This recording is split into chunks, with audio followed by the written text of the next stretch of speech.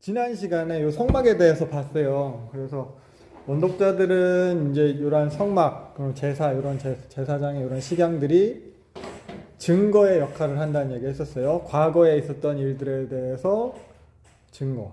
성경의 기록이 이제 사실이다. 우리가 성경을 갖고 있는데 성경의 기록대로 과거에 주셨는데 지금까지 있는 거. 화석 같은 거죠. 우리가 화석을 보면은 아, 과거에 이런 동물들이 살았구나. 이게 증거구나. 이런 것처럼 이 사람들도 알게 되는 거예요. 과거에 하나님이랑 언약 맺으면서 받았던 명령들이 지금도 여전히 이렇게 지켜지고 있는 걸 보면서 하나님의 열심의 증거죠. 하나님의 우리에게 언약해 주신 그 증거죠. 하나님의 마음, 그 의지의 증거인 거예요. 그래서 출애굽기랑 레위기에 나타나는 그런 율법들이 원독자들한테는 되게 중요한 거다. 이런 얘기했어요. 그래서 과거에 하나님이 우리 민족과 언약해 주셨다는 걸 지금 확인할 수 있는 근거가 된다는 거죠. 그래서 이런 성막의 식양들, 예식들 이런 걸 주시면 하나님께서 자신의 백성들에게 기억하라고 보고 또 기념하라고 그렇게 주신 거예요. 노아한테 무지개 언약 주시면서 하나님이 기억하겠다고 했잖아요. 너희들도 보고 기억하고 내가 무지개 보고 너희들 심판하지 않는 거 기억하겠다는 거. 그런 것처럼 백성들도 그런 여러 의식법들 이렇게 자신들과 하나님의 언약을 기억할 수 있게 되는 겁니다. 그런 거 보면서 증거를 보면서 기억하는 거예요. 그리고 또 이제 그러한 계명들을 주신 율법들, 의식법들을 이제 시행하면서 수행하면서 스스로 이제 믿음의 고백을 하게 되는 거죠. 그 하나님에 대한 신앙 고백이 되는 거예요. 그래서 그런 이유들로 이런 각각의 식양들, 그러한 정결법들, 율법 조항들 그런 게 다 중요한 것 같아요. 우리는 읽긴 지루하고 되게 번거롭고 그렇지만 그걸 보면서 약속하셨구나. 증거가 여기 있구나. 이걸 보니까 앞으로도 약속하신 대로 완성하시겠구나. 나도 이제 그걸 믿으니까 고백해야겠다. 순종한다는 거. 그게 또 하나님이랑 함께함이라는 거, 그걸로 표현된다는 거 얘기했었어요. 그래서 이 성막을 통해서 하나님과 함께하심에 대해서 그리고 이 성막이 예수 그리스도를 예표하는 것이다 이런 얘기했어요. 그러면서 또 이제 절기 봤죠. 절기도 요 각각의 절기들이 이제 구속사를 예표하고 있다는 거 얘기했었고, 그리고 이런 절기들은 다 이제 시내산 언약을 통해서 공식적으로 주시는 게 되는 거거든요. 뭐 6월절은 출애굽 이전부터 제정하긴 하셨지만, 그래서 특별히 이 오순절에 시내산 언약을 맺었다고 했어요. 그걸 기념하는 절기라고 했어요. 그래서 오순절 시내산 언약을 통해서 모형적인 하나님 나라가 시작되었다. 하나님 나라가 시작됐어요. 물론 모형적인 거긴 해요. 그래서 오순절 하나님 나라. 그래서 새로운 국면, 새로운 시작. 그래서 이게 또한 새 창조다. 그래서 출애굽기 보면서 봤죠. 명령대로 되니라. 하나님께서 모세에게 명령하신 대로 되니라. 말씀대로 이루어진 거. 그래서 요 하나님 나라 생각을 조금 해보면은 노아 이야기하면서도 여기 잠깐 했을 거예요. 새 창조, 창조와 새 창조 하면서 특징 이야기했었어요. 창조의 특징, 그런 하나님의 회복하심의 특징이 하나님 말씀대로 이루어진다는 거였거든요.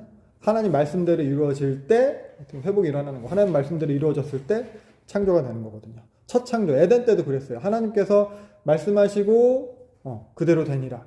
노아도 그 말씀대로 이루어지는 얘기가 나와요. 노아한테 명령하셨고 노아가 그대로 진행하는 거거든요. 이런 표현들.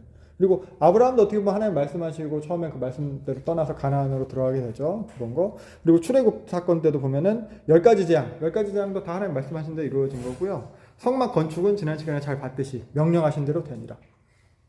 그래서 하나님 나라에 대한 모형적으로 그걸 제시하는 것이 그 시내산 언약과 또 하나님의 임재 자체인 성막, 이게 다 그런 새롭게 하시는 새 창조, 하나님 나라의 모형적인 제시가 된다는 거예요. 그래서 그럼 이게 모형이면은 이것에 대한 원형은 뭐냐? 결국 예수님이죠. 예수님께서 완전하신 순종으로 완전히 새롭게 하셨고 율법을 완전하게 하셨어요. 그래서 예수님에 대해서 보면은 예수님도 그 말씀대로 이루신 거거든요. 완전하게 하러 오셨대요. 율법에 대해서.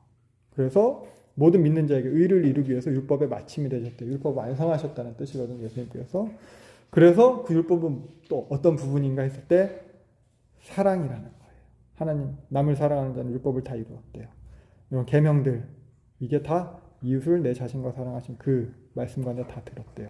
그래서 사랑은 율법이 아니다. 예수님께서 이걸 행하신 거잖아요. 이 계명을 또한 우리에게 주셨고. 예. 그래서 그런 율법의 근본 정신, 각 계명은 이런 하나님을 사랑하는 것이 어떤 것인지를 백성들에게 우리에게 알려주시는 거고 이웃을 사랑하는 것이 어떤 것인지를 구체적으로 알려주신 거잖아요. 그러니까 그래서 저번에 말 그런 계명들 자체는 절대적인 것이 될 수는 없어요. 그 상황, 그 당시의 문화, 그 당시 백성들 수준에 맞게 하나님 사랑하는 법을, 이웃을 사랑하는 법을 가르쳐 주신 것이고 우리도 또 뭐 그 당시의 율법을 참고할 수는 있겠지만 우리에게는 우리의 상황과 문화에 맞게 성령 하나님께서 우리를 때때로 이렇게 인도해 주신다는 거죠. 그래서 이게 이제 예수 그리스도께서 하나님 나라의 그 모형에 대한 원형이 예수님이라는 거예요. 예수님이 오셔서 새롭게 창조, 우리가 거듭났다는 거예요. 그래서 오순절에 시내산 언약 맺으면서 이스라엘 나라, 하나님 나라가 모형적인 게 시작됐듯이 신약의 오순절에 성령님께서 교회에 오시면서 교회를 통해서 하나님 나라가 시작이 되는 거예요. 그래서 성령님께 순종한 사도들, 예수님의 계명에 순종한 교회, 말씀대로 이루어질 때 새롭게 시작이 되는 거죠. 그래서 성경 전체에서 계속해서 강조되면서 나타나는 게 그 부분이에요. 하나님 말씀대로 말씀하신 대로 이루어졌다. 구약을 우리가 이제 뭐 율법서 이후에 역사서를 들어가더라도 앞부분에서 하나님께서 말씀하셨던 것은 뭐 여호수아에서 말씀하셨던 것도 나중에 막 열왕기에 가서도 이루어졌다는 표현들이 나와요. 열왕기서를 보면도 뭐 마찬가지로 뭐 사무엘서나 뭐 다 보다 보면 그런 것들. 그래서 계속해서 강조되는 것은 하나님의 말씀대로 이루어진다는 거예요. 말씀대로 이루어질 때 회복이 일어나고 창조가 일어난다. 우리한테 익숙한 표현으로 말씀대로 이루어졌다. 우리한테 익숙한 표현으로 순종이에요. 순종. 그러니까 순종이라는 것은 개혁주의 진영, 뭐 복음주의 진영에서도 칼빈도 바르트고 다 모두 전통적으로 이제 기독교에서 강조되는 부분이거든요. 우리는 참 어떻게 보면 거부감이 들 수 있어요. 뭔가 누군가에게 우리가 순종한다는 것에 대해서. 근데 기독교 전통에서 강조되는 건 순종이에요. 구원받은 사람의 모습으로서의 확증이 순종이에요. 성령님께서 인치셨다는 증거가 순종이에요. 구원의 조건은 아니에요. 내가 순종했으니까 구원받았다. 이건 아니고 구원은 예수 그리스도를 통한 은혜 언약에 의해서 이미 받았고 그럼 구원받았어요? 구원받은 사람의 증거. 구원받았다는 게 결국 이제 뭐 기독론, 구원론까지 들어가면 예수 그리스도와 내가 연합해서 십자가에서 죽고 다시 부활한 거잖아요. 내가 그리스도와 연합했다는 증거가 순종이라는 거예요. 그거. 그럼 이 순종이 뭐냐? 결국 하나님의 통치의 실현이에요. 하나님의 다스림의 실현이 순종이라는 거예요. 그래서 주기도문에 나타나고 있는 그거잖아요. 나라가 임하시오며 아버지의 뜻이 하늘에서와 같이 땅에서도 이루어지는 것. 통치의 실현이거든요. 이게 순종으로 시작된다는 거예요. 순종으로 이루어진다는 거예요. 그러니까 하나님이 이르시되 그대로 되니라 이거. 여호와께서 명하신 대로 되었더라. 이러한 순종. 그래서 하나님 말씀대로 이렇게 이루어지는 것을 통해서 새롭게 창조되고 회복이 준비됩니다. 그래서 하나님 나라에서 가장 중요한 개념, 중요한 요소는 통치라고 할 수 있을 거예요. 통치의 개념. 하나님 주권에 대한 부분이거든요. 이거는 이게 중요해요. 국가의 3요소 얘기하잖아요. 배웠죠? 사회시에 국민, 영토, 주권. 근데 우리는 일반적으로 영토를 갖다가 나라의 개념으로 많이 인식을 하긴 하는데 가장 중요한 것은 이제 통치예요. 특별히 하나님 나라에서. 사실 우리나라만 생각해도 일제 강점 때, 일제 식민지 때만 생각해도 국민도 있었어요. 영토도 있었어요. 근데 주권이 없잖아요. 그럼 나라가 없는 거예요. 통치권이 행사되지 못하면 나라 잃어버린 거예요. 하나님 나라도 마찬가지예요. 하나님의 통치권이 미치면 그곳이 하나님 나라인 거예요. 지금 우리나라의 상황에서 비교를 해보면 독도. 일본이 아무리 지금 독도를 닫겠지만 자기 거라고 우겨도 우리나라 이제 헌법상 우리나라 법에 치료 지배를 받는 곳이 독도이기 때문에 우리 땅이거든요. 대림동이 중국 사람 되게 많아요. 인천 차이나타운도 중국 사람들 많아요. 중국 사람이 아무리 많아도 우리나라의 법의 통치를 받기 때문에 거기가 우리나라입니다. 그것처럼 이와 같이 하나님의 법의 통치를 받으면 그곳이 하나님 나라인 거예요.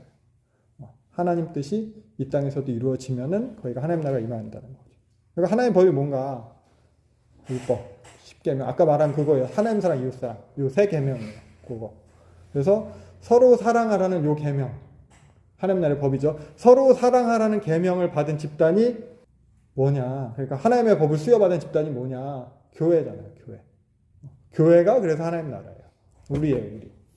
우리가 하나님의 법대로, 하나님의 그 법 정신대로 통치되어야 되는 거죠. 그래서 그렇게 됐을 때 교회된 우리가 이제 사는 곳, 밟는 땅이 다 하나님 나라가 되는 거예요.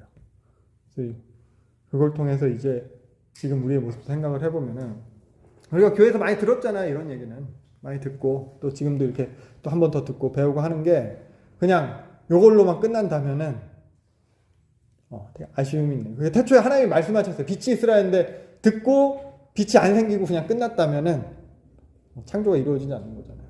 노아가 하나님 말씀하신 걸 들었어요. 알겠어요. 대답하고 안 했다면은, 준행함이 없었다면은 더 시간이 오래 걸렸겠지. 뭐 어렵고. 모세에게 하신 것도 그렇고, 그래서 뭐 시내산에서도 그렇고, 그래서 그대로 실현되지 않았다면은 뭔가 더 딜레이가 더 됐을 거예요. 어려웠을 거예요. 시작되지 못했을 거예요. 그래서 우리도 말씀 듣기만 하고 준행하지 않으면은 우리 삶에는 여전히 하나님 나라가 시작되지 못한다는 거죠. 새 창조가 준비되지 못하는 거예요. 그래서 여전히 우리는 옛사람의 모습을 갖고 있게 되는 거예요. 그래서 우리 스스로 돌아보고 이렇게 성령의 인도하심에 반응하는 게 필요할 것 같습니다. 그래서 예수님도 마태복음에서 말씀하신 걸 보면은 요 반석 위에 집 짓는 거, 요거 다들 아는 얘기잖아요. 근데 이게 반석 위에 집 짓는 게 뭐냐? 듣고 행하는 거예요. 듣고 행하는 게 반석 위에 집 짓는 거고, 듣고 행하지 않으면은 모래 위에 집 짓는 거예요. 무너진대요. 이 어떤 맥락에서 나온 거냐면은 요 마태복음 7장이잖아요. 팔복, 산상순 그 맥락에서 쭉 같이 설교하는 거거든요. 가장 큰 주제는 하나님 나라예요. 산상순에서는 하나님 나라. 하나님 나라 천국에 대해서 얘기하면서 말씀을 듣고 행하는 자가 반석에 집 짓는 거다 이렇게 했어요. 그러니까 바로 앞부분에 무슨 얘기 나왔냐면은 주여 하는 자, 주여 하는 자가 다 들어가는 게 아니다. 능력을 행하는 자가 다 들어가는 게 아니다. 그러면서 요 얘기 하시는 거예요. 그래서 하나님 나라에 들어간다는 것, 하나님의 통치에 들어간다는 거거든요. 순종하는 게 하나님의 통치에 들어가는 거죠. 그 나라에 들어간다는 거예요. 그럼 당연한 말이에요. 그래서 하나님의 말씀 순종할 때 창조가 일어나고 회복이 일어납니다. 창조 얘기하면 하나님께서 창조를 그래서 혼자 하지 않으세요. 함께 하려 하시는 거예요. 가장 큰 목적이 함께 하는이라고 했잖아요. 그래서 뭔가 회복해 가시는 일도 함께 하려고 하시는 거고, 함께 하기 위한 창조이기도 하고 그 과정도 함께 하시는 거죠. 그래서 창조 기사에서도 창조에 대한 기록도 보면은 하나님께서 혼자서 다 하셨지만 함께 하심이 나타나요. 피조물에게 명령하시고 피조물을 통해서 함께 창조하는 것들이 있어요. 뭐 사람에게 뿐만이 아니고 사람에게도 뭐 그렇게 하시는데 보면은 땅에게 명령하시는 부분이 있어요. 땅은 풀과 씨 맺는 채소 다 내라 하니까 땅이 냈어요.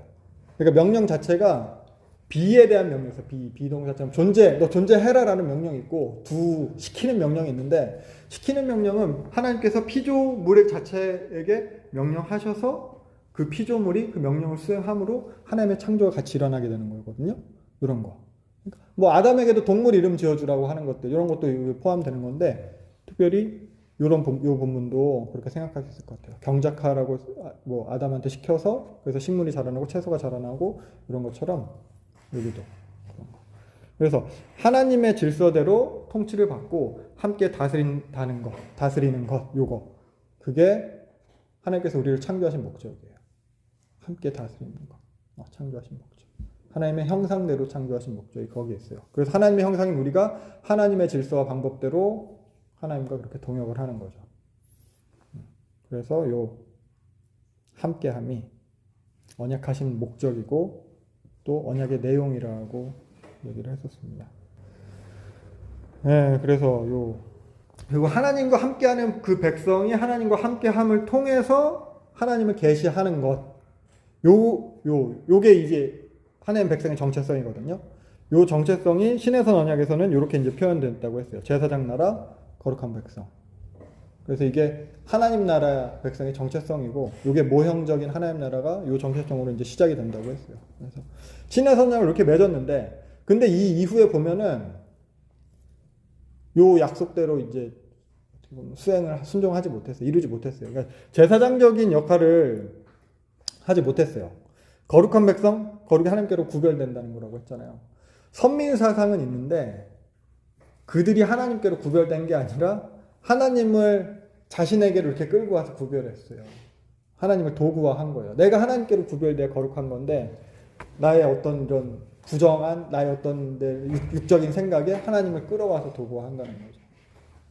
그래서 이스라엘 백성들이 결국 껍데기뿐인 선민으로 전락하고 말아요. 하나님 주권을 인정하지 않는 하나님 나라가 되는 거예요. 그럼 하나님께서 함께하지 않는 하나님 나라가 되는 거예요. 그래서 하나님께서 함께할 수 없는 상태가 됐어요.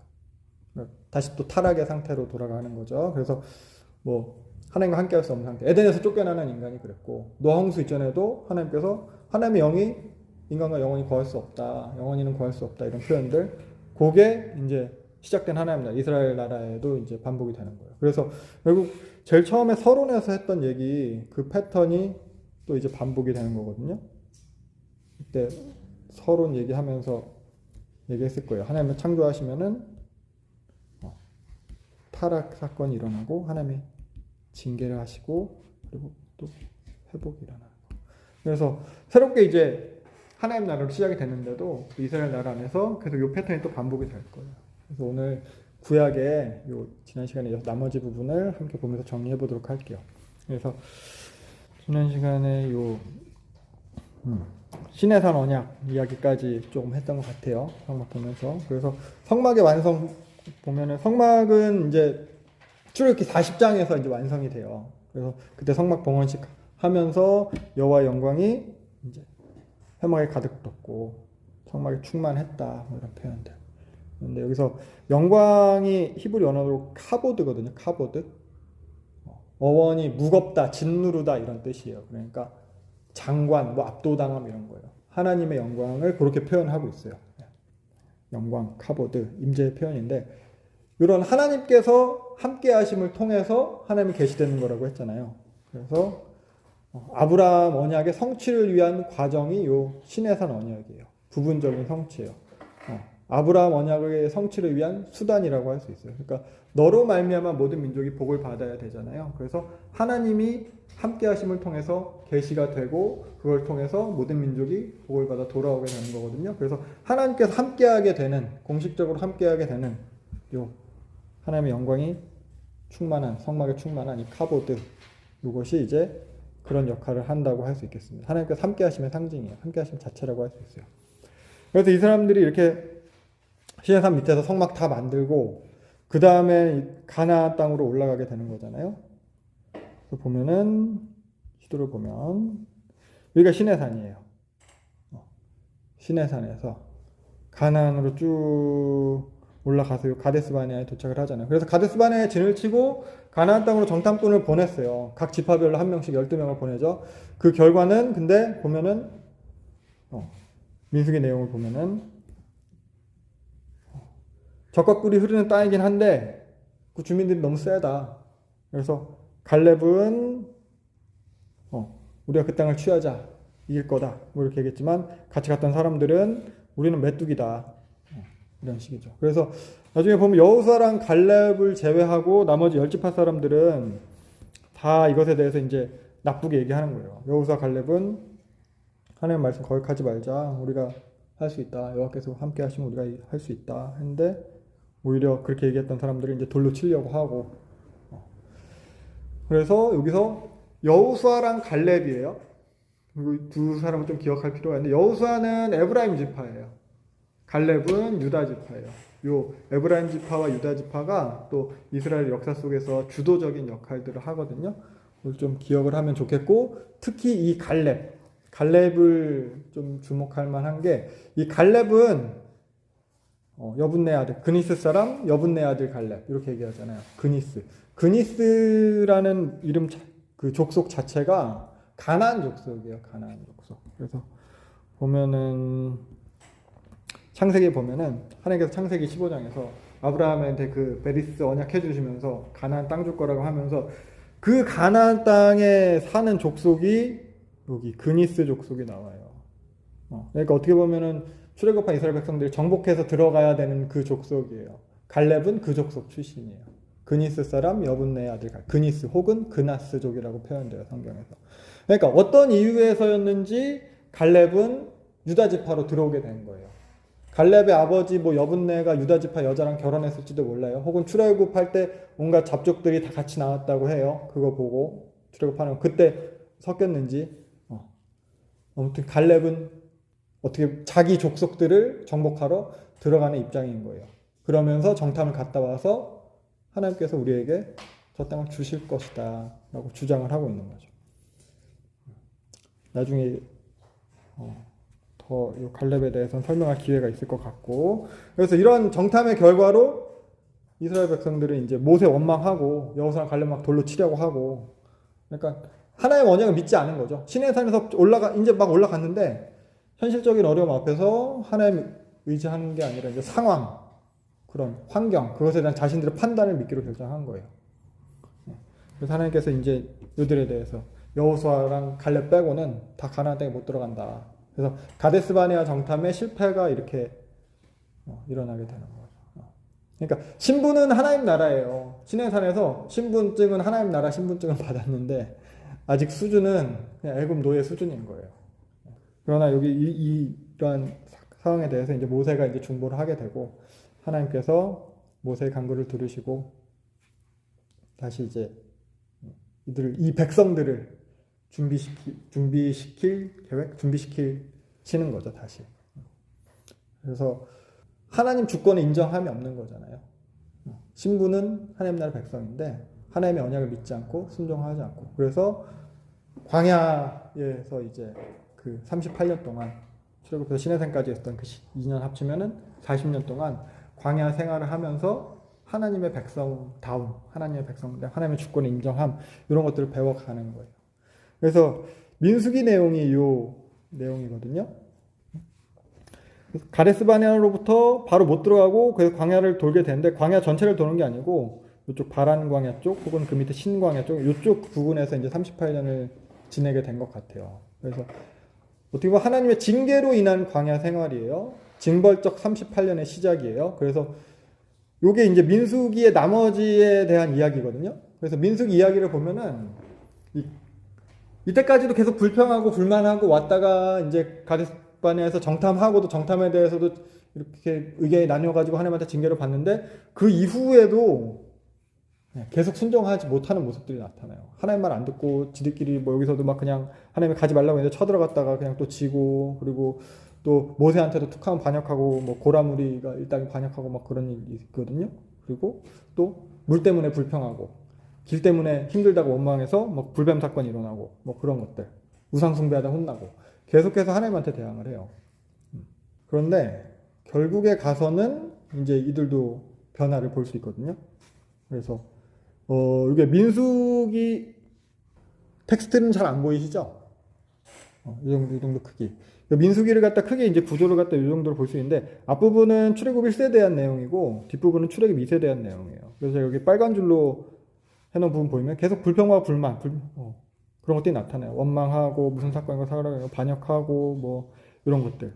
근데 이런 불신앙이 어떤 모습이었다면은 1세대가 멸망하고 2세대가 준비되면서 2세대에서는 이제 좀 다른 모습들이 나타나는 거거든요. 그래서 저는 이때 이제 강조되는 사건이 슬로브앗의 딸들 사건이라고 이야기를 해요. 슬로브앗의 딸들. 들어보셨는지 모르겠지만 므낫세 지파 슬로브앗의 딸들이 모세를 찾아왔어요. 그래서 보면은 자기네 아버지가 이제 아들 없이 죽었다는 거예요. 근데 가나안 땅에 들어가면은 각각 지파별로 백성별로 땅을 나눠주는데, 우리 아버지는 아들이 없이 죽었고 딸밖에 없으면은 우리는 땅을 주냐 안 주냐, 땅을 줘야 되지 않냐, 땅을 달라는 얘기를 하는 거예요. 딸들이 와가지고. 그러니까 그 당시로서 여자는 그렇게 뭐 사람 대우를 받지 못하던 시대였으니까 당연히 아들도 없고 남편도 없고 하면은 기업을 받을 수 없게 되는 건데, 슬로바의 딸들이 온 거예요. 우리 아버지가 돌아가셨으니까 우리한테 달라고. 그래서 요거는 단순히 뭐 그래 뭐 지금 시대로 치면은 그래 다 평등하지, 존중해야지, 여성 인권 이런 차원에서 당연히 줘야지 이렇게 생각할 수도 있겠지만, 이 당시 이 슬로바스의 딸들이 가서 모세한테 요구했다는 것은 가나안 땅 들어가기 전이에요. 아직 싸움도 시작하지 않았어요. 그 땅을 보지도 않았고 그 땅을 진짜 우리가 얻을 수 있을지 없을지도 모르는데 먼저 가서 땅을 달라고 하는 거예요. 자기네 땅을. 이런 거. 이런 게 1세대와 2세대와의 태도의 변화예요. 1세대는 정탐을 하고 왔는데 못하겠다. 우리 죽을 것 같다. 애국으로 돌아가자 이랬다면은 2세대는 아직 전쟁도 하기 전에 들어가기도 전에 얘기를 하는 거예요. 우리에게도 몫을 줘야지 된다. 그 땅을 갖다 이미 자기 그럼 여기서 끝났냐? 아니에요. 그 다음에 이제 민수기 마지막 장면을 보면은 므낫세 지파 사람들이 또 쫓아와요. 그래가지고 하나님께서 말씀하셔가지고 그 슬로바스 딸들한테 땅을 주라고 했는데 그러면 그 딸들이 다른 지파 남자랑 결혼하면 어떻게 되냐?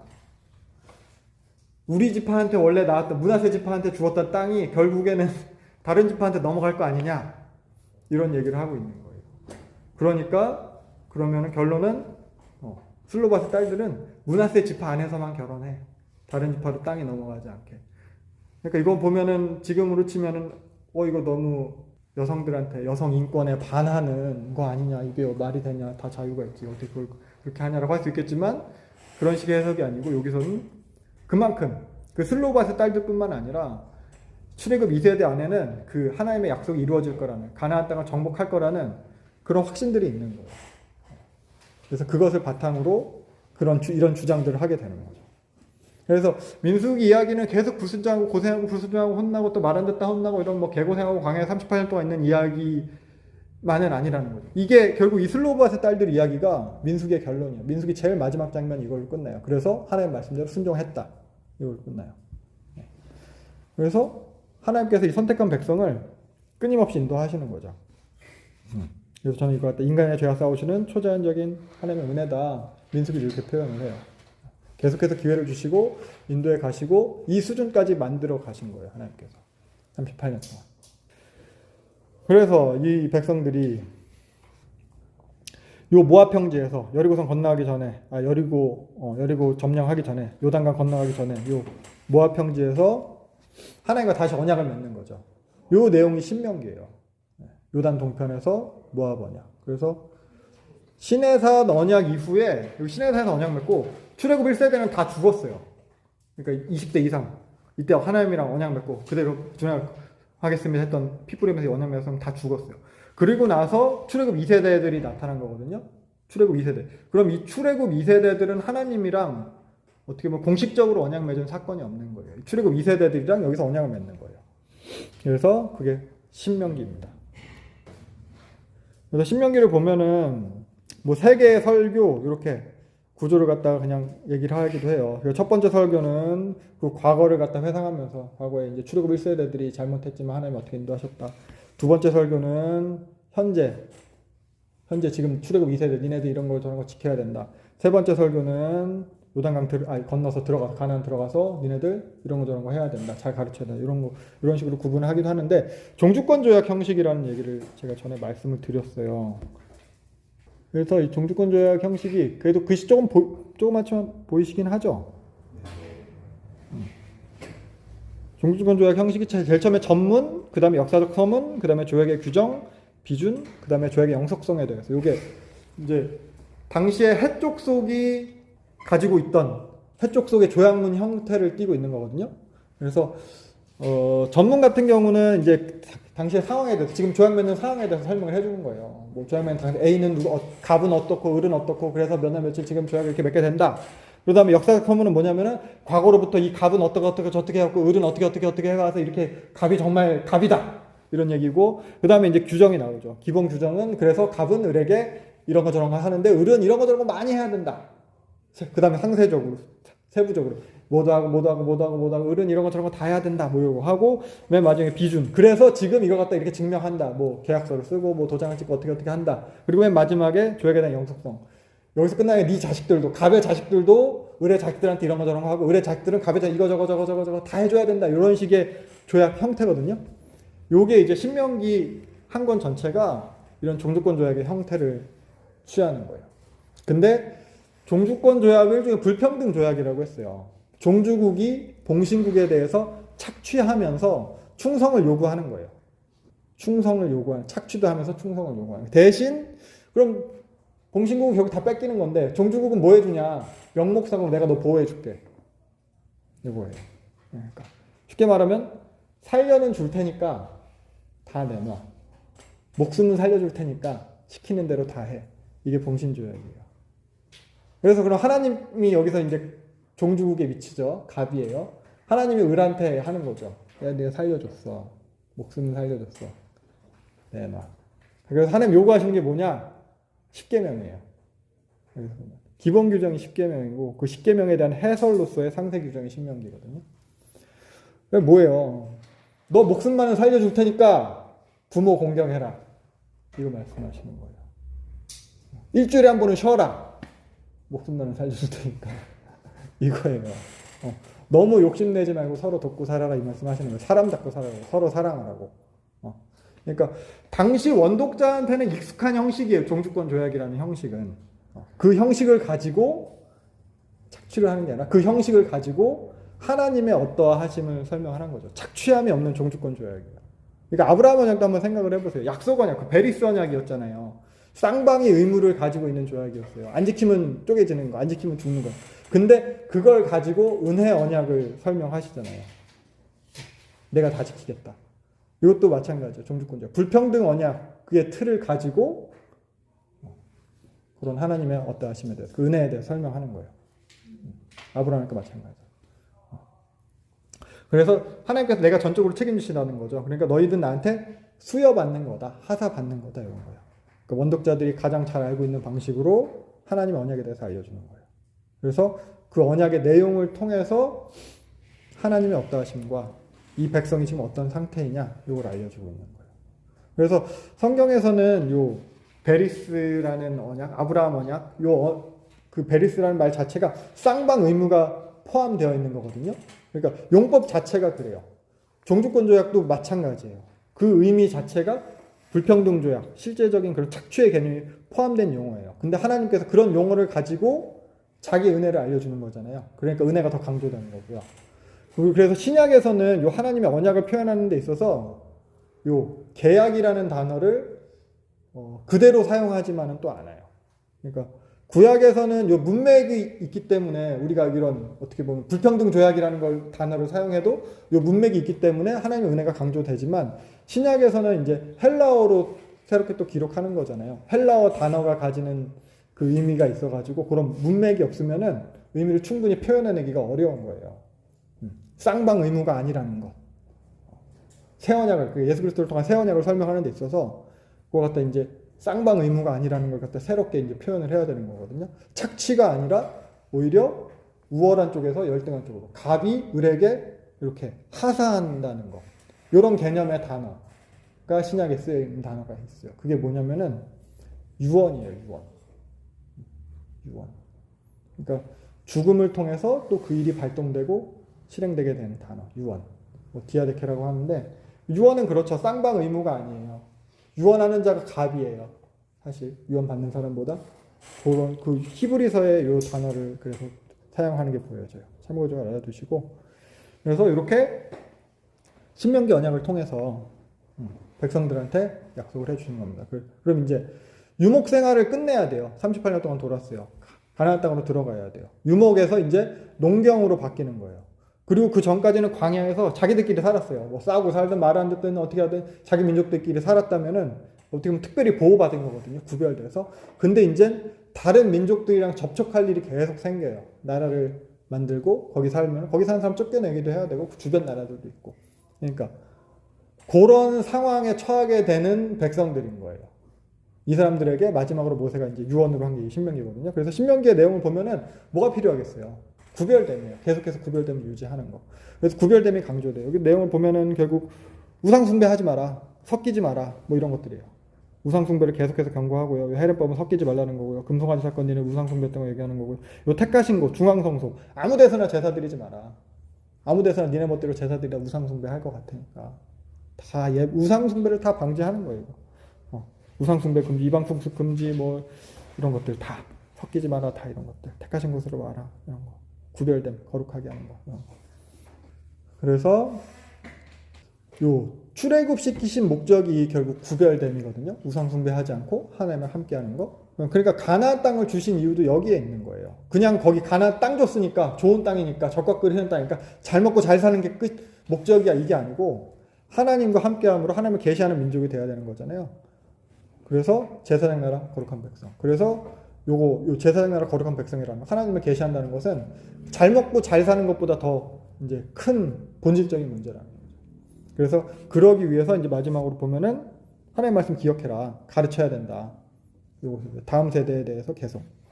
그래서 신명기 31장 10절에서 13절 보면은 요 매해 7년 끝에 정기 면제년의 초막절에 7년 끝에 7년의 마지막 7년째 해 안식년이라는 거예요. 안식년마다 초막절에 지금 이 신명기 다 읽어줘라. 다 읽어줘라. 다 가르쳐야 된다. 이걸 강조를 하고 있는 거예요. 그래서 이런 식으로 모압 형제에서 모압 언약을 맺었어요. 시내산 언약의 갱신이에요. 출애굽 세대 다 죽고 이 세대랑 맺은 언약. 가나안 입성 전에, 바로 직전에 그와 맺은 거예요. 그래서 이건 아브라함 언약의 부분적인 성취이기도 하고요. 출애굽 2세대랑 1세대랑 크게 달라진 점, 인구수는 크게 달라진 점은 없어요. 보면은 1세대는 60만 3,550명이고 2세대는 60만 1,730명이에요. 오차범위 안에서의 차이예요. 크게 달라진 건 없는데 이 둘 사이에 크게 달라진 점은 아까 말했던 하나님 주권의 인정함이에요. 하나님 주권을 인정하는 백성이 됐어요. 그러니까 국민이 준비됐고 하나님 백성, 하나님 주권이 또 여기서 준비가 된 거예요. 가나안 땅에 들어가면 영토도 다 이제 마련되는 거죠. 그래서 이 백성들이 이제 요단강을 건너가게 됩니다. 홍해는 하나님이 갈라주셔서 건넜는데 요단강은 제사장이 발이 딱 닿았을 때, 발이 잠겼을 때 갈라졌다고 해요. 그리고 여리고 앞에서 이제 할례를 하게 됩니다. 그래서 보면은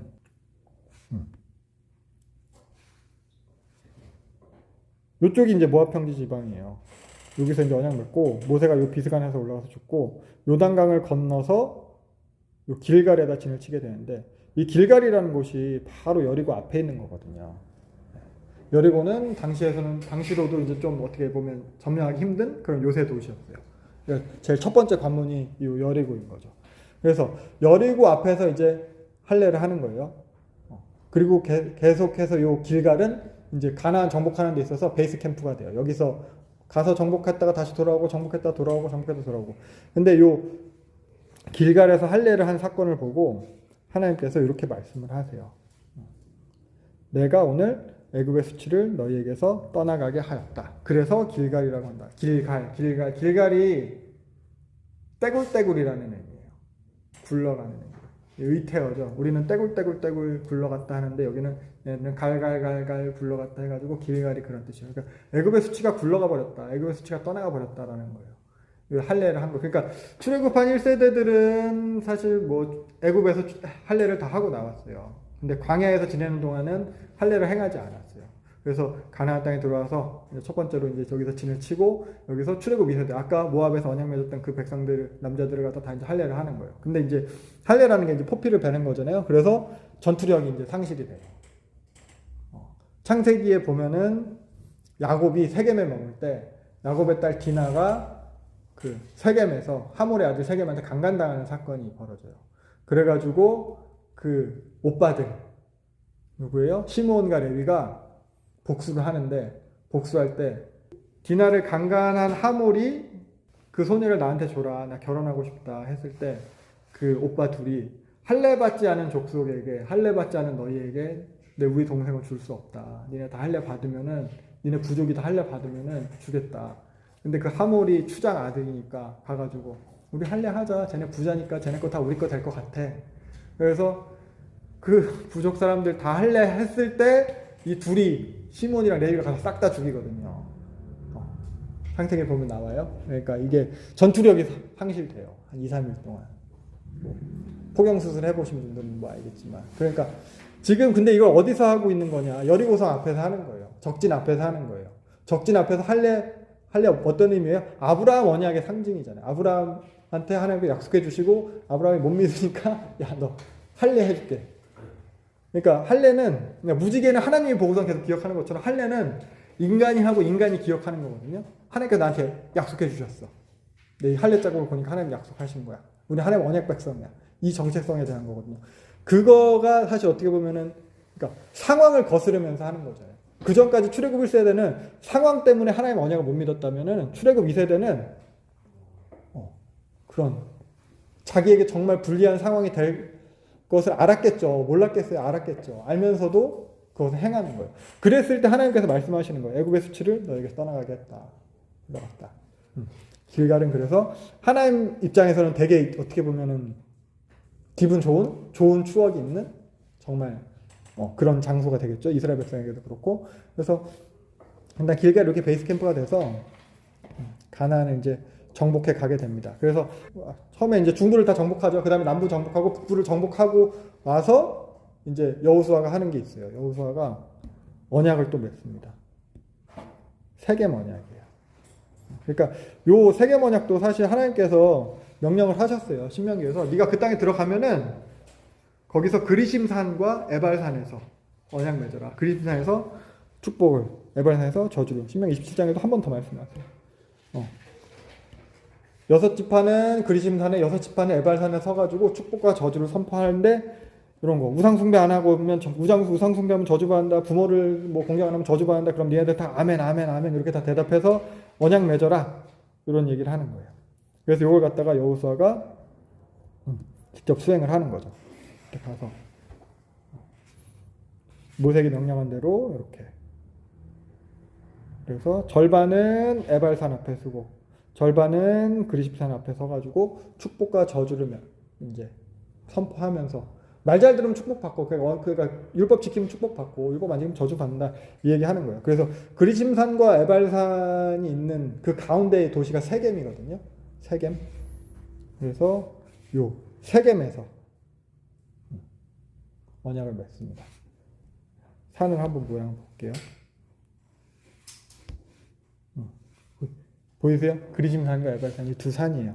좀 차이가 보이세요? 두 산 차이가? 그리심산은 되게 푸르러요. 에발산은 바위산이에요. 그래서 그리심산에서 축복을 선포하고 에발산에서 저주를 선포하는 거 상징적인 거예요. 세겜은 어깨라는 뜻이에요. 두 봉우리 어깨. 하나는 그리심산이고 하나는 에발산이에요. 축복과 저주를 갖다 상징하는 거예요. 참고로 그렇게 외우시면 될 것 같아요. 그래가지고 여호수아서는 주제 중 하나가 하나님한테 순종하면 성공이고 말 안 들으면 실패다. 요걸 갖다 이제 교차하면서 계속 나타내 주고 있어요. 그래서 하나님과 동행하는 것이 성공이고 하나님과 동행하지 않으면 실패다. 여기 여호수아의 메시지. 그러니까 언약 백성다운 모습이 이런 거죠. 근데 이것과 반대되는 모습이 바로 사사기에서 이어지게 됩니다.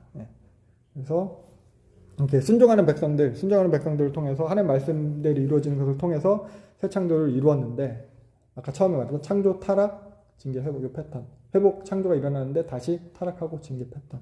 이게 이제 사사시대를 통해서 또 실패가 반복되게 되는 거거든요. 그래서 사사시대 얘기 보면은 여호수아가 이제 사는 날 동안 잘 지켰어요. 근데 여호수아도 죽고 장로들도 다 죽은 거예요. 그랬더니 이 시대 사사시대의 특징은 전에도 얘기했지만 왕이 없어서 다스릴 사람이 없어서 자기 마음대로 했다. 그러면서 사사시대는 이제 레위인이 타락했다 이런 얘기했어요. 그러니까 말씀을 계명을 제대로 가르치지 않은 거예요. 물론 레위인만의 책임은 아니에요. 총체적으로 다 그렇게 됐어요. 하향 나선이에요. 그래서 보면은 사사시대 사이클을 이런 식으로 표현을 하거든요. 사람들이 반역을 하고 하나님 화나고 그럼 이제 징계로서 적이 나타나는 거죠. 그럼 백성이 이제 막 당하니까 회개해요. 회개하면 하나님이 특별히 한 명을 딱 집어가지고 사사로 세우세요. 그럼 사사가 문제를 해결하면 평화가 와요. 사사가 다스리는 동안 평화롭겠죠. 근데 사사가 죽었어요? 그럼 사람들이 또 반역하고. 요게 계속해서 반복되는 사이클. 근데 사사기 결론에서 나타나는 것은 레위인의 타락을 결론. 사사기는 그러니까 그 시간 순서대로 배치되지 않았다고 했잖아요. 결론 부분에 레위인의 잘못한 사건들을 두 개를 배치함을 통해서 하나님 말씀 제대로 가르치지 않은 것, 언약갱신이 없었던 것 이런 거 갖다 이제 말을 하는 거거든요. 그러니까 시내산 언약 맺었어요. 가나안에 들어가기 전에 모압 언약 맺었어요. 가나안 정복 다 하고 나서 세겜 언약 맺었어요. 여호수아가 죽기 전에 백성들 다 다시 세겜으로 불러가지고 다시 한번 또 언약 맺어요. 백성들이 하나님 따르겠다고 그렇게 언약 맺어요. 근데 그 여호수아 죽고 장로를 죽고 나서는 그 일들이 이제 또 이어지지 못했다는 거예요. 매 7년마다 정기 면제년, 안식년, 초막절에 율법을 갖다 읽어주라고 했는데 요걸 안 했어요. 요게 제대로 수행됐다는 기록이 없어요. 그러니까 말씀도 모르는 채로 이제 결국 여기 표현대로 자기 소견에 오른 대로 하는 거예요. 이 사람들이 그럼 왜 그런 거 안 했나? 왜 하나님 말씀 혹은 레위인들은 가르치지 않았고 레위인들이 밥을 주지 않아가지고 먹을 게 없어 레위인들이 또 자기 자리 떠나고 왜 그랬을까? 이 사람들이 가나안에 들어와서는 어떻게 보면은 말씀보다 먹고 사는 게 더 중요한 거예요. 가나안에 들어오기 전에는 만나 메추라기가 있었으니까. 근데 가나안에 딱 들어왔을 때 만나가 끊겼거든요. 이 사람들이 농사 지어야 되는 거예요. 그러니까 먹고 사는 게 더 중요한 거예요. 자신이 처한 그런 상황이 더 급한 거예요. 이 사람들의 정체성은 제사장 나라 거룩한 백성인데 제사장 나라 거룩한 백성보다 내가 잘 살고 내가 성공하는 게 더 중요한 거예요. 그게 더 우선된 거예요. 다른 말로 하나님과 함께 함보다 내 필요, 내 문제 해결에 더 이제 욕심을 내는 거예요. 그러니까 뭐 레위인 뭐 챙기겠어요? 레위인도 결국 먹고 사는 것 때문에 자기 자리를 떠나게 되는 거거든요. 레위인들도. 그래서 이 사람들은 그러한 자신들의 목적을 위해서 우상숭배를 해요. 반복적으로. 하나님을 계속 떠나게 되는 거예요. 농사라고 했잖아요. 농사 지으려면은 다 종교랑 관련이 지어져요. 그 동네 신들. 사실 고기 잡는 분들도 그래요. 물고기 잡는 분들도 풍어제 지내고. 그러면 여기 가나안 뭐 농사 지어 봤겠어요? 출애굽 2세 됐는데 광해 태어나 보니까 광해인데 뺑글뺑글 돌다가 들어왔는데 농사 지어야 되는 거예요. 어떻게 지어요? 그 동네 사람들 뭐 하나 보겠지. 아, 바알 섬기는구나. 아, 아세라 섬기는구나. 농사는 저렇게 짓는 거구나. 그런 부분들. 그러니까 하나님께서 섞이지 말라고 하는 거고 우상숭배 하지 말라고 하는 거고 그런 말들을 하셨는데 그것보다 이 사람들은 더 중요한 게 있는 거죠. 먹고 사는 거. 그래서 결국 하나님을 떠나게 되고 다른 우상들을 찾게 되고 결국 자기가 추구하는 그게 실제적으로 뭐 바알을 섬기지 않아도 그거 자체가 우상이 되는 거고요. 그래서 그런 식의 악순환이 계속 사사기 이렇게 반복이 되게 되는 겁니다. 점점 더 심해지게 되는 거예요. 이런 사사시대. 특히 근데 이런 사사시대 가운데에서 보면은 하나님 말씀, 그러니까 하나님 사랑, 이웃 사랑 요것에 대해서 이제 순종하는 사람이 성경에 이제 등장을 해요. 하나님의 인애, 헤세드를 갖다 실천하는 사람이 등장을 해요. 이게 보아스예요. 룻과 보아스. 하나님의 인애, 하나님의 사랑. 그걸 실천하는 룻과 보아스를 통해서 요 사사시대를 끊을 준비가 돼요. 사사시대를 끊을 다윗이 준비되는 거거든요. 그것도 이제 룻기의 내용이 그런 거니까 기억하시면 좋을 것 같고. 네, 그래서 사사시대 제일 마지막에는 사무엘이 등장을 합니다. 사무엘 이야기는 근데 시작할 때 보면은 아이를 낳지 못하는 여인의 이야기로 시작을 해요. 애 못 낳는 여자 이야기로. 성경에서 근데 애 못 낳는 여인, 아이 낳지 못하는 여인의 이야기는 단골이에요. 창세기도 보면 아브라함의 아내 사라도 그랬죠. 리브가도 처음에 애 낳기 힘들었어요. 그리고 야곱의 아내 라헬도 그렇고요. 그리고 나중에 뭐 유다의 며느리 뭐 다말도 뭐 비슷하게 뭐 그렇고요. 그리고 지금 여기 보면 사무엘의 어머니 한나도 아이를 낳지 못하는 여인인 거예요. 그래서 요 이야기들은 이제 공통적으로 하나님의 은혜를 강조하는 거거든요. 그러니까 아이 낳지 못하는 여인은 자격 없는 존재라는 뜻이에요. 자격 없는 존재는 당시로서 그랬어요. 당시로서 뭐 지금이 그렇다는 게 아니고 당시로서 여인이 이제 아이를 낳지 못한다. 이거는 이제 존재 가치를 상실한 거예요. 근데 이런 존재 가치가 없는 사람을 통해서 하나님께서 은혜를 베푸셔서 이루어 가신다. 그러니까 아이 낳지 못하는 건 잠언에 보면은 거의 표현 자체가 이제 지옥이랑 같이 동급으로 놓고 비교가 되거든요. 수올이 지옥이에요. 수올과 아이 배지 못하는 태와 이렇게 같이 동급으로 놓으면서 아이 낳지 못하는 것에 대해서 되게 저주스러운 것으로 얘기를 하고 있어요. 근데 이 사무엘서가 이렇게 시작이 되는 거거든요. 근데 사무엘서는 다윗 왕국의 시작을 포함하고 있는 시작을 알려주는 그런 책이거든요. 건국신화예요. 건국신화. 우리나라 뭐 신라, 건국신화, 박혁거세 아래서 나오고 뭐 그런 거 있잖아요. 그렇죠. 건국 신화 왕, 그러니까 이스라엘 나라의 건국을 갖다 이야기하는데 다윗 왕국의 다윗의 나라의 시작을 알리는 책이 이런 이야기로 아이 낳지 못하는 여인의 이야기로 이렇게 시작을 하는 거예요. 그러니까 우리나라는 조선 건국 신화가 이제 결국 용비어천가잖아요. 용비어천가 세종대왕님 쓰셨을 때 처음 시작에 해동 육룡이 나르사라고 해요. 그래서 자기네 할아버지 6명 위로 목조, 익조, 도조, 환조, 태조, 태종 뭐 자기야 아무튼 그렇게 해가지고 실제로 그렇지 않았음에도 그 자기 조상들을 갖다가 용으로 표현하면서 되게 훌륭한 것으로 영광스러운 것으로 그렇게 해서 용비어천가를 시작을 하는데 하나님의 나라인 이스라엘 나라 다윗은 다윗의 나라를 갖다 시작을 알리는 이야기를 이런 걸로 표현하는 거예요.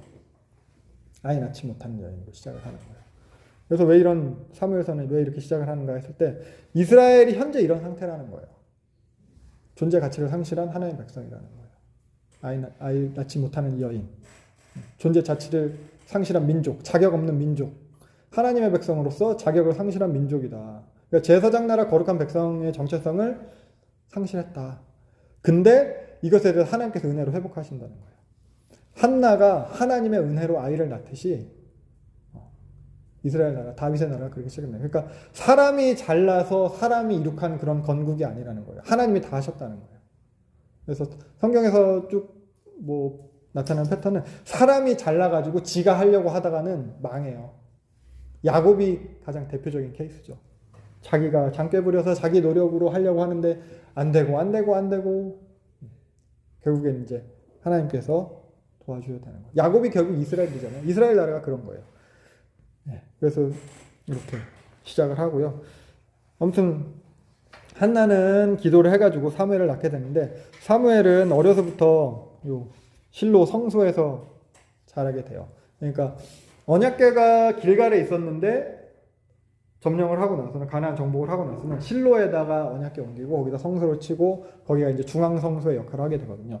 사무엘은 그래서 이렇게 실로에서 어려서부터 제사장 일을 갖다 도우면서 배우면서 자라게 됩니다. 그래서 언약궤가 어떻게 이동을 했는지를 잠깐 살펴보면 좋을 것 같은데,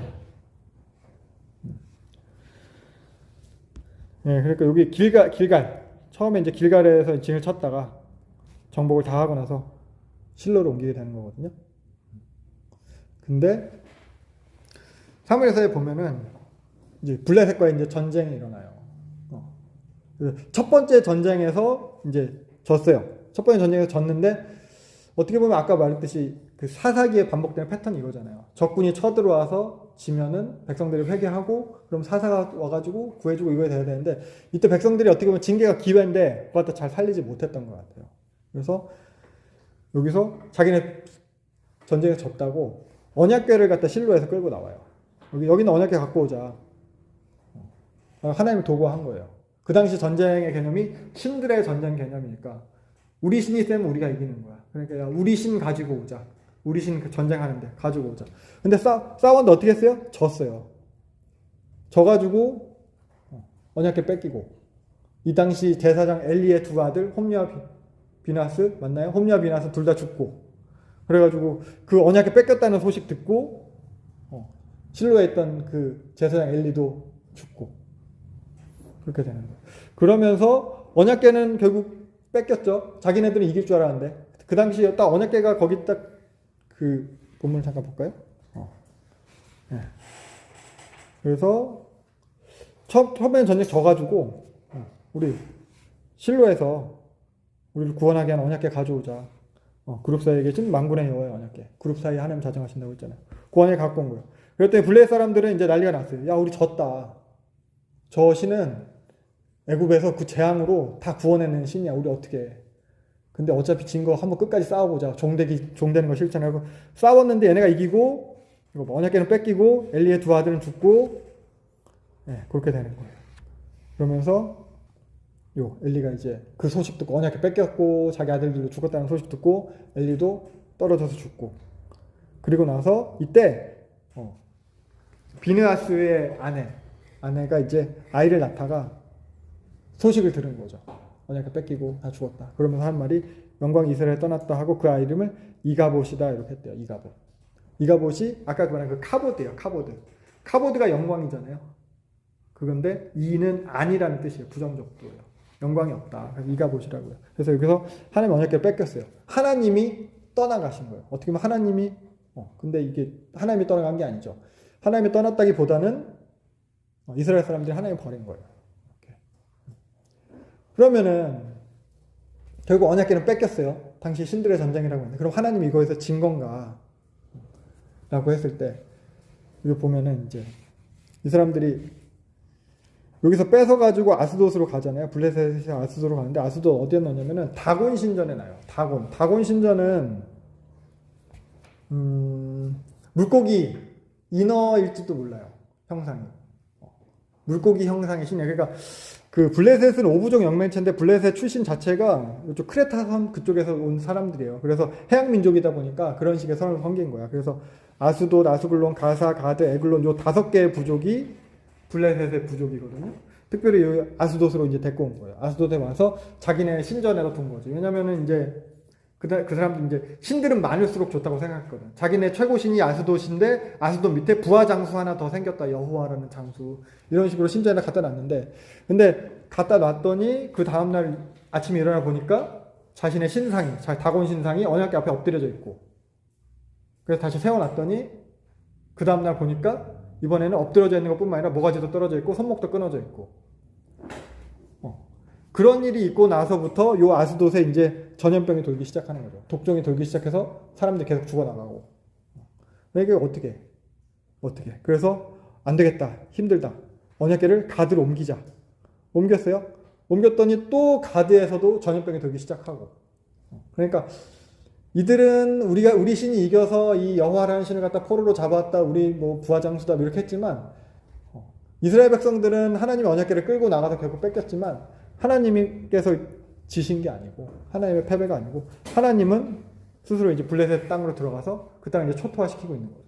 그래가지고 가드 사람들 야 못 살겠다 에그론으로 다시 옮겨 했더니 에그론으로 옮기니까 에그론 사람들은 왜 갖고 왔냐 우리 다 죽게 생겼다.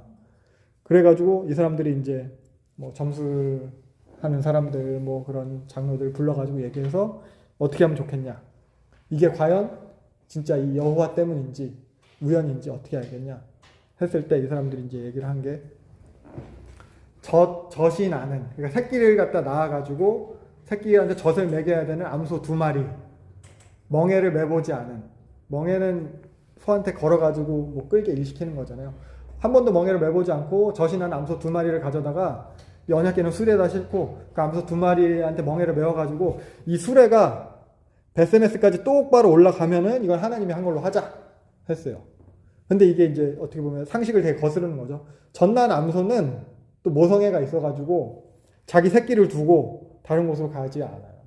그리고 또 멍에를 한 번도 매보지 않았잖아요. 멍에를 둘이서 같이 맸으면은 이 소가 같은 마음으로 같이 움직여야지 이 수레가 똑바로 움직이는데 멍에를 한 번도 매보지 않은 암소 2마리. 그러니까 이거 제대로 갈 리가 없어요. 그리고 베세메스는 여기는 이제 산지예요. 바닷가 쪽은 평야고 가나안 땅이 이쪽 사해랑 가까운 요단 가까운 쪽은 이제 산지거든요. 그러니까 오르막길에 올라가야 되는 거예요. 그러니까 그렇게 했는데 실제로 어떻게 됐어요? 소가 똑바로 올라갔대요. 그래서 베세메스로 언약궤가 도착을 했어요. 그리고 이 사람들은 이제 속건제를 드리게 되죠. 그 블레셋 사람들은 그래서 전염병이 멈추고 그래서 이게 뭐냐 하나님께서 백성들은 언약궤를 뺏겼지만 하나님께서 블레셋에 가셔서 블레셋의 그 다곤신에게 승리하시고 블레셋 초토화 만드시고 그리고 스스로 돌아오시게 되는 사건이에요. 그럼 이 베세메스는 어떤 동네냐? 물론 뭐 이스라엘 땅이긴 한데 그 블레셋이랑 가깝기 때문에 블레셋의 영향을 갖다 많이 받고 있는 동네였긴 했대요. 그래서 베세메스를 일단 그 언약궤가 돌아왔는데 보면은 이제 베세메스 사람들이 이 언약궤 어떻게 취급을 하냐면은 또 이제 신기하기도 하고 궁금하기도 하고 그래서 들여다보고 뚜껑 열고 했나 봐요. 그러다가 하나님이 진노하셔서 70명이 죽어요.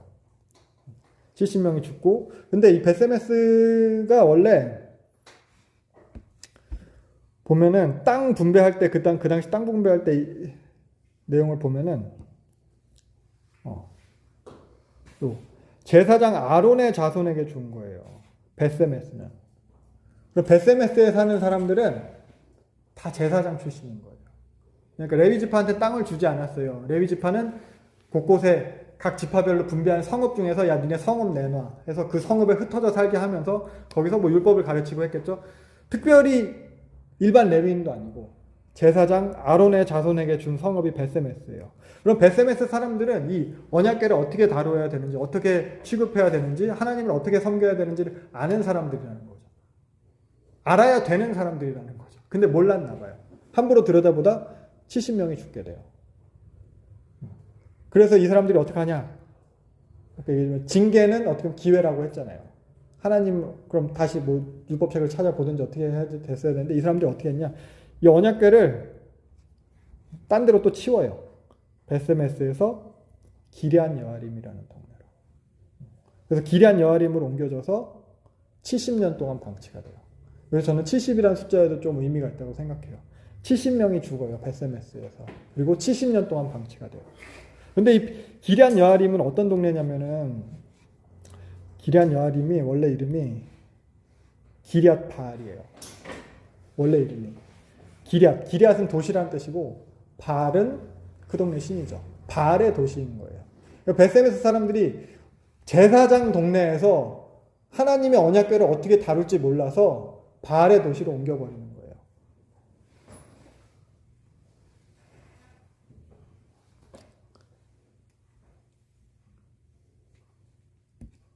네, 그래서 거기서부터 또 이제 70년을 방치. 그러니까 하나님께서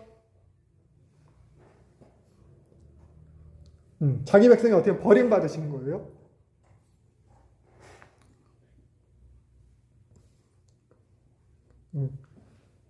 그 하나님이 이방 백성 있잖아요. 이방 백성 블레셋에서 자기 스스로를 증명하시고 스스로 영광 받으시고 돌아왔는데 이 백성은 다시 쳐박아보게 되는 거죠.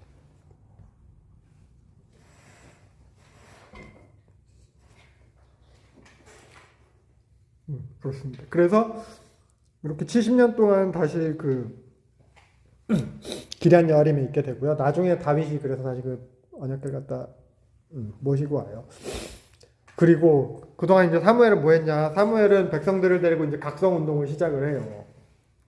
그래서 사무엘이 회개 운동, 각성 운동, 신앙 운동을 하는데 사무엘이 여기 베델이랑 미스바랑 요 길갈 요 세 군데를 돌면서 순회 설교를 하면서 부흥회 뭐 이런 걸 하는 거예요. 그래서 계속 이제 사무엘이 하니까 사람들이 이제 모이겠죠. 그래서 미스바에 사람들이 잔뜩 모였는데 이쪽이 이제 그래도 블레셋 지방이랑 이제 가까운 지방이니까 자꾸 사람들 모이니까 블레셋이 거슬리는 거예요. 블레셋이 또 쳐들어왔어. 근데 이때는 어떻게 했냐? 사무엘이 기도하고 하나님한테 제사 드리고 하나님께서 이제 천둥 소리와 함께 이제 블레셋을 물리치고 블레셋과의 전쟁에서 이때는 승리를 하게 되는 거예요. 그리고서 이제 사무엘이 사는 날 동안 블레셋이 건드리지 못했다. 뭐 이렇게 표현이 나와 있어요. 그래서 이제 그러면 어떻게 보면 또 이제 평화가 온 거잖아요. 근데 또 다시 반복이 돼요. 그래서 어떤 사건이 일어나면 백성들이 왕을 달라고 해요. 다른 나라처럼. 여기서 보면은 모든 나라와 같이 우리에게 왕을 세워 우리를 다스리게 하소서. 근데 사무엘이 이거 별로 좋아하지 않았대요. 하나님한테 기도했더니 하나님께서 말씀하시는 거예요. 백성이 사무엘 너를 버린 게 아니다.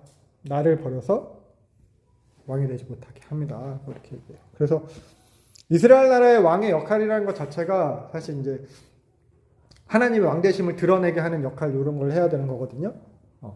근데 이 백성들이 이제 추구하는 것 자체는 다른 나라와 같이 왕을 달래요. 그래서 하나님께서 이들에서 또 직접 말씀하시는 거예요. 얘네들이 나를 또 버렸다. 계속해서 하나님을 거절하는 거예요. 하나님을 계속해서 거절하는 그 역사가 반복되는 거예요. 창조 타락, 징조 회복에. 그래서 결국 하나님께서 그래도 이제 양보하신 거죠. 100번 양보해가지고 그래서 그런 왕을 세워주는데 이 왕이 아까 말했듯이 하나님의 왕이심을 드러내는 역할, 어떻게 보면 제사장용 역할이긴 한데 그 역할을 해줄 왕을 갖다 세우세요. 그래서 첫 번째로 기름 부어 세운 왕이 사울이에요. 그래서 그러면 하나님의 왕되심을 드러나게 하는 역할, 그럼 하나님의 주권을 인정하게 하는 역할이잖아요. 그러니까 하나님과 백성들이 그 하나님과 언약을 계속해서 이제 갱신하도록 하는 역할을 해야 되는 부분인데, 근데 사울 같은 경우는 사울 같은 경우는 그걸 이제 도구화했죠. 도구화했어요. 하나님을 도구화해서 본인이 왕이 되려고 했어요. 본인이 백성의 왕이 되려고 했어요. 자기를 더 높이려고 했어요. 하나님을 이용해서. 그러니까 하나님 눈치를 본 게 아니라 백성들 눈치를 더 보게 됐고, 그러다 보니까 이제 하지 말아야 되는 일들을 하게 되는 거죠. 그래서 보면은 이제 사무엘 13장에 보면은 블레셋이랑 이제 사울이랑 블레셋이랑 이제 전쟁을 하게 되는 거예요. 근데 여기서 백성들이 이제 사기가 떨어지고 점점 흩어지기 시작하니까 사울이 자기가 직접, 원래는 이제 사무엘이 올 때까지 기다렸어야 되는 건데 직접 하나님 앞에 제사를 드리게 돼요. 그래서 사무엘이 와가지고 이제 책망을 하는 거죠. 왕이 잘못했다. 하나님의 말씀을 지키지 않았다. 근데 사울 입장에서는 군사들의 사이가 떨어지니까 내가 하나님 앞에서 제사 드린다는 거, 하나님과의 나의 관계가 나쁘지 않다는 거, 하나님이 우리와 함께 하신다는 이걸 백성들한테 보여주려고 했던 거고, 근데 그게 하나님이 이제 도구화하려 했던 그런 사울의 모습이었던 거예요. 그리고 그 다음에 이제 또 아말렉을 갖다 이제 진멸하라는 이제 명령을 갖다 이제 사울이 받게 되는 거죠. 그래서 사울이 아말렉을 갖다 진멸해야 됐는데, 아말렉이랑 전쟁을 해서 아말렉을 갖다 진멸해야 됐는데, 근데 다 사로잡았는데 좋은 것은 남기고 가치 없고 하찮은 것들은 다 버렸대요. 그래서 이것에 대해서 이제 사무엘이 와서 책망하는 거죠. 이거 무슨 소리입니까? 양소리 다 나는데 이거 왜 다 했습니까? 그러니까 사울이 핑계 대는 게, 당신의 하나님 여호와께 제사하려고 양과 소를 끌어왔다. 우리 하나님도 아니에요. 사무엘한테 당신의 하나님이라고 표현해요. 그러니까 정가하는 거죠. 계속 핑계를. 나 아니고 다른 탓. 근데 사무엘이 이 말을 하고 순종이 이런 제사보다 낫다 하면서 얘기를 했더니 사울은 백성을 두려워해서 백성의 말을 들었다라고 자기가 이제 실토를 해요.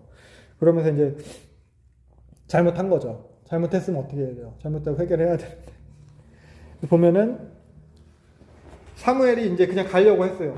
근데 사무엘이 선지자인데 왔는데 그냥 가면은 군사들이 안 좋게 생각하니까 분위기 봐서 지금 나랑 같이 나가서 내가 하나님한테 제사 드리는 거 같이 있어 달라고 사울이 이제 사무엘한테 얘기하는 거예요. 그러니까 어떻게 보면 이것들은 계속 기회였어요.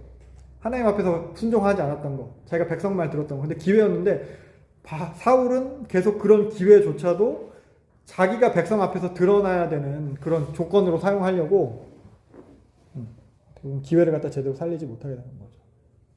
그러니까 이것도 마찬가지로 하나님 백번 양보해서 세워진 왕 그 사울이 또 하나님을 버리게 되는 거예요.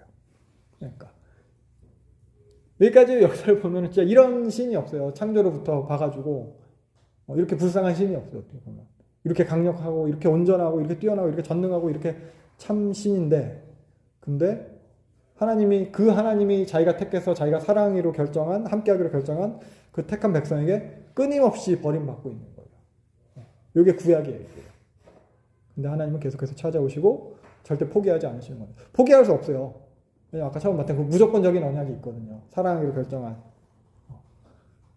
그 무조건적인 언약이 있어서 포기할 수가 없네. 그래서 또 기름 부을 사람을 찾아서 준비하십니다. 그게 다윗이에요. 그래서 요 다윗을 택할 때 보면은 다윗은 요 양칠 때 양을 치는 자니이다. 사무엘이 기름 부을 때 다윗을 갖다 이제 부을 때 다윗이 뭐하고 있었냐면 양치고 있었다는 거죠. 시편에도 보면은 그의 종 다윗을 택할 때 양의 우리에서 전 양을 지키는 중에서 이끌어냈다. 역대상이나 사무엘하에서도 다윗 언약 맺을 때 보면은 양떼를 따라다니던 때에 데려다가 이스라엘의 주권자로 삼았다. 이런 표현들. 그러니까 다윗이 목동 출신이었다는 것 갖다 얘기를 하고 있는 건데, 목동은 그 당시에 최하층민이에요. 최하층민이던 다윗을 갖다 하나님께서 택해서 왕으로 삼으셨다는 거죠. 다윗. 그래서 다음 시간에 다윗부터 이어서 할게요. 다윗부터 이어서 하고 오늘은 언약만 정리하고 마무리를 할게요. 그럼 언약만. 그래서 하나님께서 포기하지 못하시는 이 언약 지금 얘기했잖아요. 언약을 정리해 봅시다. 제일 처음에 제가 태초에 하나님 세 분이 약속하신 구속 언약이 있다는 얘기 했었어요. 있죠. 기억나시죠? 구속 언약. 성부, 성자, 성령 하나님께서 구속 언약. 이게 어떻게 보면 가장 이제 원형적인, 가장 본질적인 언약이죠. 그래서 말씀하셨을 거예요. 하나님께서, 성부 하나님께서 말씀하시고, 성자 하나님께서 실행하기로 하시고, 성령 하나님께서 그걸 갖다 다 적용되게 하시기로 약속을 하셨을 거예요. 은혜 언약이고. 그러니까, 우리 셋이 약속하는데, 우리 성부한테 뭐 해주자, 이런 약속을 한 거야. 우리 셋이서. 그럼 성부가 어떻게 하든 저떻게 하든 상관없지. 우리 셋이 약속한 거니까 우리 셋끼리 지키는 건데. 그리고 성부는 수혜자인 거지. 이런 식의 언약인 거예요. 근데 이 구속 언약을 갖다가 성부한테 알려주기는 해야 돼. 근데 이제 이 언약을 갖다 원청중, 그러니까 이스라엘 백성의 원독자, 그들에게 수준과 상황에 맞게서 계속해서 계시하시고 갱신해 주시는 거거든요. 그래서 제일 처음에 나타나는 게 이제 원복음이라는 거 있잖아요. 기억나세요? 아담과 하와에게 주었던 거. 아담과 하와에게 주었던 거. 그래서 여자의 후손에 대한 거잖아요. 여자의 후손이 뱀의 머리를 밟을 것이다. 그러니까 이게 처음부터 예수님이 오셔가지고 너를 구원해 줄 거야 십자가에서 아담과 하와한테 그런 얘기가 뭐 이해가 됐겠어요? 당시 상황은 뱀한테 어떻게 보면 꼬임에 넘어가가지고 지금 쫓겨나게 생긴 상황이에요. 그들에게 아담과 하와 둘밖에 없는데 모든 민족이 구원받는다는 얘기를 하겠어요? 아니죠. 너희 둘밖에 없는데 너희의 후손이, 여자의 후손이 너 지금 이렇게 망하게 한, 너희에게 사망이 들어오게 한 그 원수를 갖다가 물리칠 거야. 그들의 수준에 맞게 이 구속 언약에 대해서 말씀을 해주신 거예요. 그러면 그 다음에 이제 노아한테 무지개 언약 해주시죠. 노아한테 딱 나왔는데 노아한테도 뭐 예수님이 십자가에 달려 돌아가실 거다라는 얘기 하겠어요? 노아는 지금 온 인류가 싹 다 죽고 자기네들만 살아남은 상황이에요. 그 상황에서 그러니까 심판을 당한 거예요. 하나님의 심판을 당하고 어떻게 보면 내 이웃도 다 죽어서 없어진 거예요. 자기네 가족들만 남았어요. 불안해하는 그들한테 다시는 심판 없을 거다. 이거는 내가 스스로 지킨다. 무지개 언약을 주시는 거잖아요. 내가 스스로 지킨다. 삼위 하나님이 스스로 약속하시고 스스로 지키는 언약인 거예요. 그러니까 이 구속 언약을 갖다가 원독자, 원청 중에 상황에 맞게 그들의 수준에 맞게 주는 거예요. 그래서 우리가 이 원청 중 원독자에게 주신 이런 원복음, 무지개 언약, 그 다음에 뭐 아브라함 언약, 이런 언약들의 특징을 통해서 우리가 구속 언약에 대해서도 알 수 있게 된다는 거죠. 그래서 다윗에 대해서도 아브라함에 대해서도 마찬가지예요. 아브라함의 상황에 맞게 하나님께서 계시해 주시는 거예요. 뭐 땅 줄 거다. 그리고 너 아들 없지. 아들도 줄 거야. 그리고 그 아들을 통해서 너로 말미암아서 모든 민족이 복을 받을 거예요. 여기서 조금 더 이제 명확한 수준의 이제 그런 언약이 드러나게 되는 거거든요. 아브라함의 상황에 맞게. 아브라함이 이해할 수 있는 수준으로. 다윗도 마찬가지예요. 다윗에게도 이제 영원한 언약을 또 그런 주시는데, 그러니까 다윗의 상황에 맞게. 다윗이 사실 오늘 다윗 얘기까지 하고 이걸 했으면 더 좋았겠지만, 다윗이 하나님한테 이제 집 지어줄 생각하거든요. 그 언약궤 70년 동안 기럇 여아림에 있던 걸 끌고 올라왔는데도 나는 백향목집에 사는데 그 언약궤는 여전히 천막에 산다. 하나님을 위해서 성전을 건축하겠다 했을 때 하나님이 나타나서 네가 나한테 집 지어주는 게 아니고 내가 너의 집을 지어줄 거야. 그 다윗의 상황이 되게 되는 거야. 너 왕이잖아. 네 왕위는 영원할 거야. 사울이 죽었어요. 사울 다음에 다윗이 됐어요. 왕조가 바뀌었어요. 사울은 잘못해서 죽어서 왕조가 바뀌었지만 네 아들은 잘못해도 왕조 안 바뀌어. 이 약속을 해주시는 거예요. 그럼 이런 걸 통해서 그 구속 언약의 특징에 대해서 우리가 알 수 있는 거거든요. 정말 예수 그리스도를 통해서 사망이 박살날 거예요. 원복음에서 얘기했던 것처럼. 그리고 무지개 언약, 하나님께서 스스로 지키실 거예요. 아브라함에게 하셨던 것처럼 모든 사람이 정말 돌아오게 될 거예요. 복을 받을 거예요. 다윗, 하나님 나라는 영원할 거예요. 예수 그리스도를 통해서. 그런 특징들이 나타나 있는 거죠. 원독자 원청중의 상황에 맞게 이 언약들을 갖다가 말씀해 주시고, 그래서 우리는 이런 은혜 언약들, 나타나는 은혜 언약들의 퍼즐을 통해서 예수님을 더 배우게 될 수 있는 거고, 그래서 요 구속 언약이 본질적으로 나타나려는 그 바가 그리스도다. 예수님의 은혜 언약이다. 이런 것들을 우리가 생각해 볼 수 있겠습니다. 그래서 그럼 요 사이에 나타나 이제 뭐 신의 산 언약 이런 거 있어요. 그리고 모압 언약 있고 뭐 같은 맥락이죠. 신에서 언약 뭐가 뭐냐 이런 이건 뭐냐. 그래서 이런 은혜 언약을 바탕으로 제시된 언약이에요. 이거는. 그래서 아까 말했듯이 이런 은혜 언약, 은혜를 갖다 이루기 위한 얘는 수단이에요. 그러니까 은혜 언약을 이루어가는 과정으로서 제시된 거예요. 그래서 이런 은혜 언약의 아브라함 언약의 부분적인 성취로 신에서 언약이라고도 얘기를 하는 거거든요. 그러니까 모든 민족이 복을 받기 위한 수단인 거예요. 모든 민족이 복을 받게 하기 위한 과정으로서 신에서 언약이 맺어지게 되는 거예요. 그리고 또 이 신에서 언약은 뭐 다 다른 언약들도 그렇지만 모형적 제시라고 했어요. 하나님 나라. 이 하나님 나라의 모형적 제시를 통해서 하나님 나라의 특징들에 대해서 우리가 알 수 있는 거거든요. 하나님께서 함께 하시는 나라. 그래서 하나님께서 통치하시는, 하나님 법대로 다스려지는 나라. 그 하나님의 성품으로 다스려지는 나라. 통치. 그래서 통치, 그 다스려진다는 거는 이제 백성들의 순종을 갖다 수반한다고 그랬잖아요. 그걸 갖다 이제 신에서 언약을 통해서 모형적으로 제시해주고 있는 거예요. 물론 이스라엘 백성은 실패했어요. 근데 이런 과도기적인 모형은 딱 거기까지 필요했던 모형인 거예요. 딱 거기까지.